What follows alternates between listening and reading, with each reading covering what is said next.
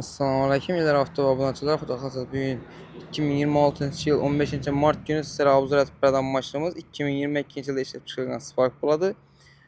Mashinamiz 38.000 kilometr turibdi, 4 tane avtomat diskalar ledlar qo'yilibdi. Salon qismini bitta ko'rsatib o'tamiz.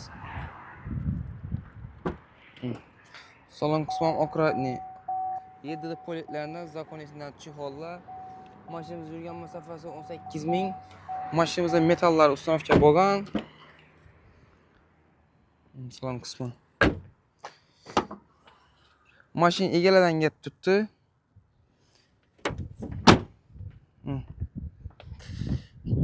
Mashinamizni avtokredit etib olaman degan bo'lsangizlar, mashinamizni Eldindan 9 million so'm pul kelasizlar, hamma xarajat shuning ichidan bo'ladi.